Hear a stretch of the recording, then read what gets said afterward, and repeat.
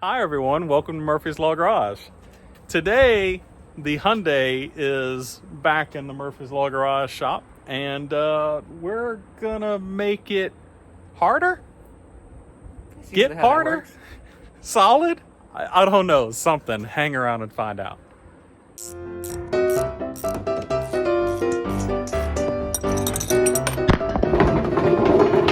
Dang it. All right, so N75 Motorsports sent us some gifts here from Canada.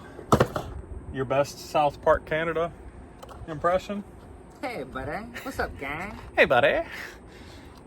We have some. Don't cancel me. We have some PowerFlex Black Series motor mount bushing inserts. Here, I'm gonna just dump it out on the ground all over the place.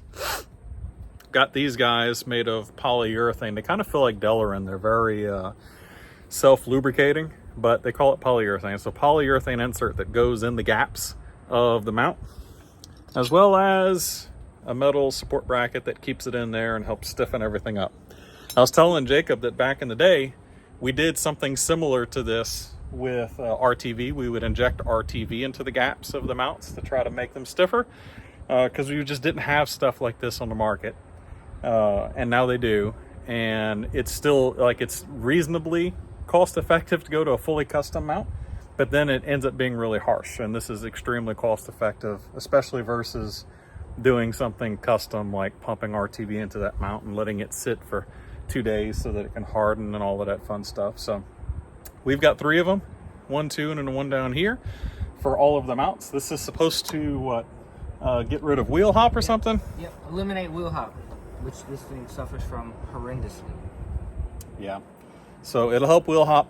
I'm sure it'll keep the alignment more in spec and all of that fun stuff. The normal bushing-y type conversation you'd have. So it's not going to be too bad. At least I hope it's not. I know for sure where 2 of them are. I can see them. The other is hiding down here. So let's get into it and start replacing these. So in case you were curious of how exactly the upper left engine torque mount goes in, PowerFlex's website, the QR code they have on the box doesn't work. And it appears to be that their website doesn't even give you a description, but it's pretty straightforward. So I've already used the Ugga Dugga, and I've gotten the nut off. 17 millimeter, by the way. The bushing, let's go to the Mustang here, comes with washer, grease, and this guy. This looks like it's just going to slip in here, keys down into the mount, and restricts the movement front to back of this. And you can see the way the bottom of it's shaped. And then look at the way the mount is shaped. It's keyed to slip down in there. And just holding it like this, there's already some grease on it. It doesn't feel like it's going in, but that's why it has grease and a washer. I'm 100% certain of this. You need to lubricate the inside of this surface. So make sure it doesn't make noise. I'd get lube on the back side of this as well. And then whenever we tighten it down, it's going to crush this down into this mount and lock it out to where it can't move forwards and backwards. That's a lot more impressive than what the other lockout looks like. Solely because this actually, like the other one isn't a lockout, it just kind of fills the spaces and makes it harder. This is actually going to lock out that mount right here and make it to where the motor can't do this. So it will, but very, very, very slightly, because this is very hard. So let me get this in here. All right, so I've got the PTFE bushing grease that they ship it with, and I'm going to take this, put it on my finger, get it in the hole, and lubricate the hole really well. And the reason why I want to do this, and we'll clean it up after because it's going to be a little messy, is we got to put this washer down in here, and we don't, oh, well, that does not fit right there. Well, that's interesting. I don't know. Oh, you know what the washer is probably for? I bet you this sucker goes down in here. So let me rub some lube on it before I drop it in there, and it never ever comes back. And then I'm going to do that. Yep, that's 100% where that goes. Okay. Again, no instructions that are usable on the website. So still, I'm lubricating the inside the bore because that nut needs to go in here, and that nut is going to put a lot of friction on the inside of this plastic. We don't want it to hurt it, so we're going to put some lube on there. And then I'm also going to come in here and I'm going to lube the back side of this up. And if we stop for a second, there is a wild animal in the Mustang. Oh, Tater is inside of the Mustang. Good job, Tater. We'll chase him out in a second. But anyways, the reason why we need to lube the back side of this and the sides is that this is going to get squeezed into that bore down there, that hole. And we don't want this to generate a lot of friction and get damaged by that process. So we'll get that lubed up really well. No need to lube the top, but inside of this and the back side, I'm gonna drop it down in there, and then we'll bring it back. We're gonna run the nut down at first a little violently and then carefully. Be right back. Okay, so I've got the nut just started on here. I didn't do this on camera because it's a little tricky. You got to be careful not to cross thread it because it's a really tight tolerance. You're also going to need a thin wall chrome. Don't mind that this one had an impact driven on it and cracked. I need to replace it, but thin wall chrome socket because otherwise it won't fit in the hole. And then be very careful that you don't cross thread it before you start it. And then let's watch me pull this down into place. You see how it's getting sucked down into the shape of the mount?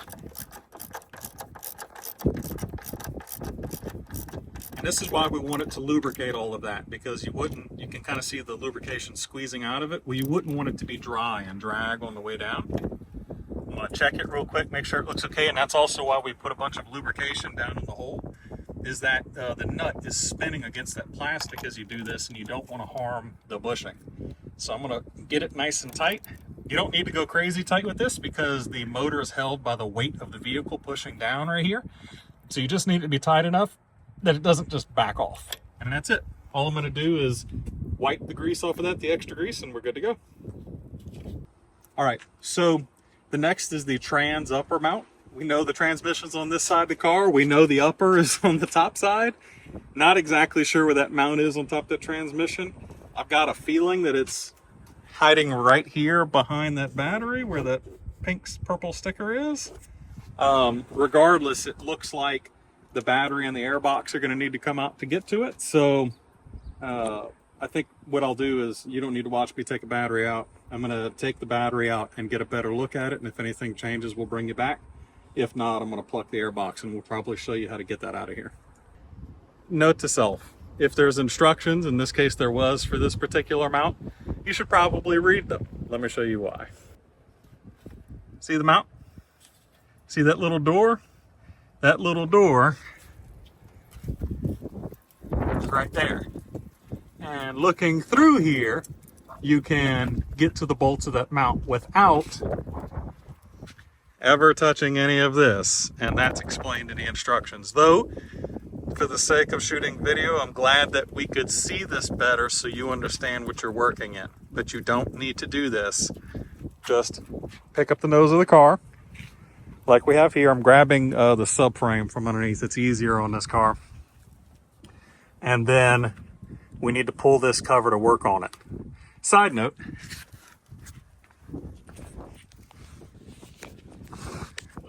look at how pretty the titanium mid-pipe looks. It's got like the perfect burled blue to purple to yellow to gold look going to the back of the car. It looks amazing. That's how you know it's real titanium, the final test. So this cover pops out really easily from inside the fender well. You can just kind of hook underneath it and pull it out. But if you're like me and you already took the battery tray out, you can also squeeze each of these tabs individually in. But you can see here that once that's out, you can see straight to where we need to remove those two bolts to put in our isolator. All right, so here you can see that I've got the subframe supported by my two US jack stands turned sideways right underneath where the control arms bolt. It's very thick there, very strong. In fact, what's kind of insane is if you pick the car up from its jacking points on only one side to get this one jack in here, the car will tripod onto that back right tire, and it's insane. The chassis on this car is the stiffest thing I've ever seen before. It doesn't crack, it doesn't pop, it doesn't sound uncomfortable about it, it just does it. But anyways, if you put your jack under the jack point, you can pick up and get a stand right under where these control arm braces are on either side of the subframe, turn sideways, and they are very, very strong. No weird noises, no movement. It's held perfectly still. And then you can see here, I've then moved the jack to transmission. There's a heavily bolstered section of aluminum right here that I'm very gently picking up on, and that gives me free access to this whenever we get to this part of replacing this mount. But now that we've got this all supported, we can go undo the 2 bolts that hold that other mount on by its face and get our support slipped in. I heard you like big bolts. I had to bring out the bigger of the impacts for this, and I think partially a bit of that is that we don't quite have the weight supported in the way that it like this. We're gonna have to be careful whenever we put them back in. But these bolts are gigantic. Look at these things. They're in there tight, and the instructions for the bushings say to take the tire off. Once the nose of the car is picked up, you can reach in here and do this if you have enough extensions, or if you have an impact like we do. Let me grab the camera, get you in a little bit closer, and you can see I just came straight in here and backed these 2 bolts out. All right, y'all are gonna have to forgive us. This is gonna be very difficult to film, and I'm sure the camera's gonna come in and out of focus while we're doing this. But the big sides face upwards, and the small rounded sections face down, and it goes in there like this. So I'm gonna try to do this one-handed. It's not gonna be easy. I'm gonna sneak one side through and plug it into the rubbers in the mount. And you can see that one side is in there, and then I'm going to squeeze the other side through the hole. This is not easy to do one-handed. I apologize. Not easy to film either, but you'll see it whenever you get in there. So get that side in, get this side in, and now it's in there. Jacob's going to take the camera up top and show you what this looks like from the top.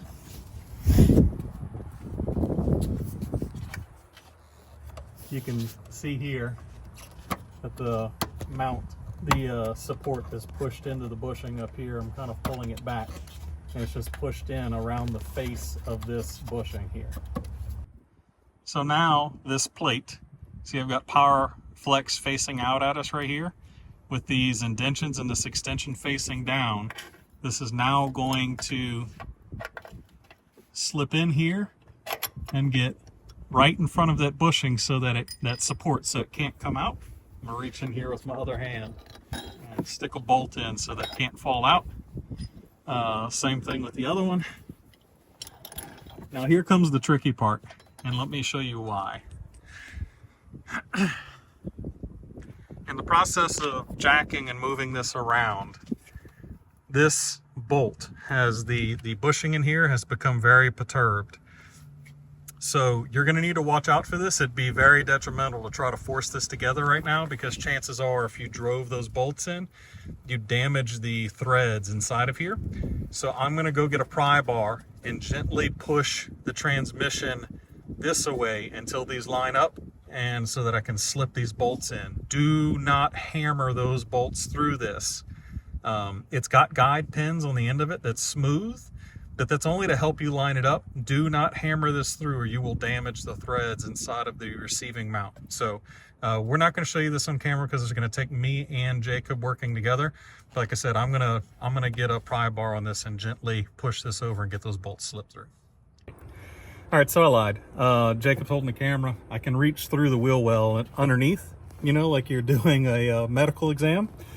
And then from the top here, I've got the pry bar with a rag to protect the paint. And watch, if I just put some pressure on this mount, you can hear the bolts slipping all the way through. Oh, you can even see it. And you can see the tip of them poking, and that means we're there. But before we back off the pressure, I need to start these bolts to make sure everything is in a neutral position by hand. And I think the instructions do say that before you start hammering down on these. Yep, they're started. We're gonna go ahead and tighten them back up. All right, and just like that, we've tightened these bolts back up again. You can see they're all the way through. no damage to anything. That wasn't too bad. You'll probably want to be prepared with a pry bar or a 2x4 or something so that you can pry against this mount to move it, which means chances are you might end up needing to take the battery tray out, right? So I didn't look under the car to see if there was a good opportunity to pry on the transmission down there, but I can guarantee you it would probably twist it the wrong way because you're pushing on the underneath of the transmission and not up top where the mount actually is. So I don't know, maybe you will end up needing to take this out. We'll see. Maybe you'll be a lot luckier than me. But you can see that we've got both the bolts back in, they're nice and tight. I've got our little inspection cover right here. We're going to push that back in. These things are always more difficult to do while someone's watching you on a camera. Chances are I probably won't be able to get it back in the hole. Nope, it's on the ground. But anyways, we're gonna pop that back in. It just pops back in and then put all the top back together. All right, so I've elected not to put all the stuff back together above the transmission just in case we need to do more prying and finagling to try to get this straight, putting this one back on. But this is the victim of the last set of bushings we have. The bushings exist in this part of the mount back here, which means this entire torque arm needs to come off. Looks like we've got one, what appears to be a 17 mil here, and maybe two 14s or 16s or something. We'll find out. So I'm gonna still have the transmission supported. Back these two out, back this one out, take this torque mount out, and then we're going to go in the shop and use a vise because we have to pry those rubbers out of there.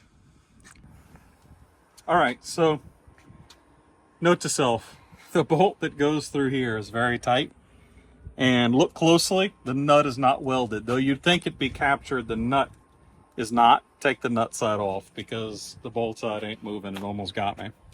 But anyways, they tell you to go do this on a bench because you're probably using a socket wrench. And if you are, you're going to need it, but I have an impact, so we just impacted it off. Slit this out.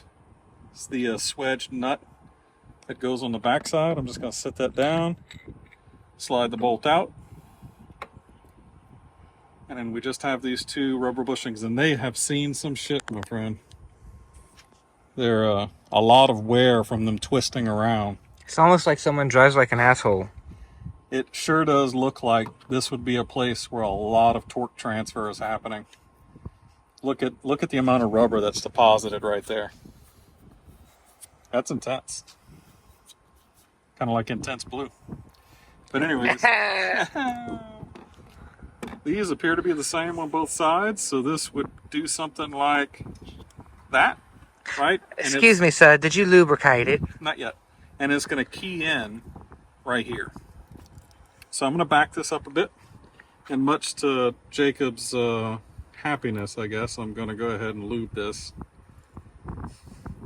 No lube, no love. So I'm going to get all around the shaft here. Oh yeah. You really want the shaft lubed well, and then obviously where there's a tremendous amount of contact here, we want this to be lubed well. And this type of PTFE lube will live on this part forever. So not really worried about needing to come back and reapply here. Let me get some lube all over Jacob's car too at the same time. So I'm gonna get it on both sides just to make sure it's lubed really well. Slide it down and make sure it keys in. Yeah, that's how you know you got enough lube. It squishes out the sides. Next thing I'm going to do is put a little more right here on the shaft again. Make sure this shaft is really well lubed. We're going to get in here and wet up the other side of this because that's another really hard contact point.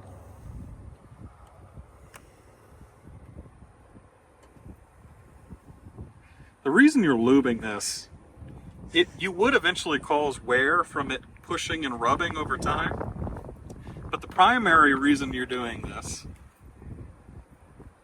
let me get some more in here, is so that it doesn't squeak. Whenever you put a hard bushing in an aluminum mount like this, they have a tendency to want to squeak. So the major part of why you're putting this lube in here is so that you don't end up with noise. It's very good finger work, sir. Thank you. Pretty good at it. You could always go ask the wife and get verification. She'd probably agree. Let's see. So, now that I've got all of that in there, I'm going to slip it in. Nothing special there, it looks like. And then take the other side out. I just did that so I'd remember my orientation. And same thing, there's a bunch of rubber chafe in here, so I'm just going to knock that out. And then, same story as before. We're going to pump a bunch of lube in here. Make sure to get it all over the shaft.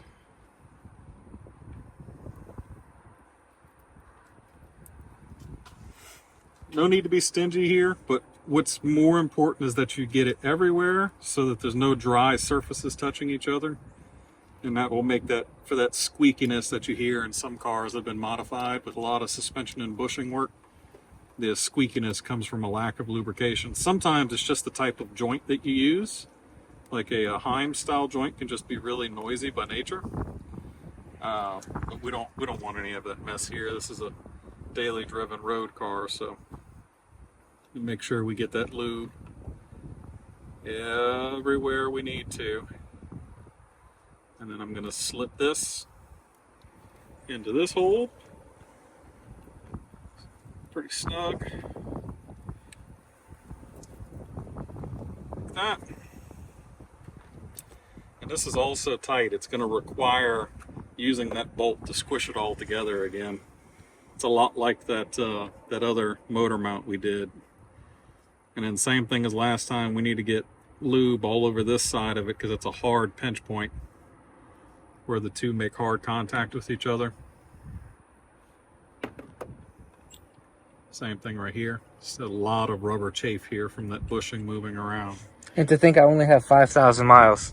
Yeah, I see what that guy you're talking to said that this helps a lot. I see why. There's a lot of energy transfer happening right here for sure. So I'm going to back this up a little bit and then slip the swaged nut back in like that. And then I can push this forward to grab it. Let me clean my hands up a bit. And then, let's see, we're going to grab the impact wrench. Try not to cover it in grease. Try to also not get grease all over the Mustang.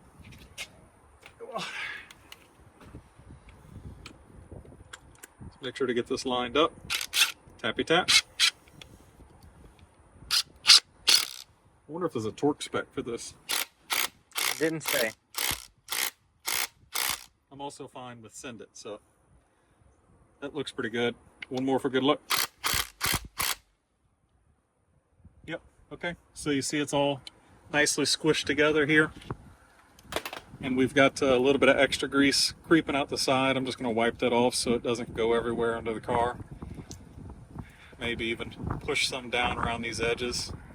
But that's it. I'm going to wipe the excess off, and then we're going to put this back in reverse order of the removal. Like I said, it's that one bolt through here and then two into the body. No big deal. All right, so this appears to be relatively ambidextrous, but the swedge nut side of this was facing up before, and I actually tapped a socket on the bottom of this so I could see which side was the bottom before, as well as the factory has some pink or red paint that was down here. So I've got it put back together the way it came from the factory. I don't think it makes a difference, but you know, better safe than sorry. So bolt through the side, nut onto the back of it, and then these two bolts go into the subframe. And we're going to go ahead and definitely torque these to spec tight.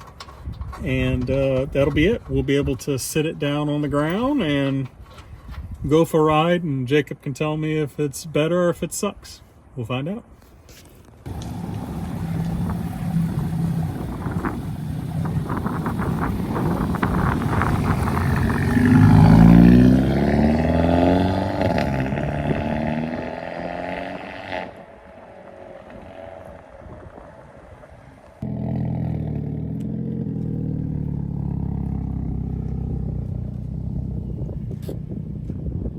So?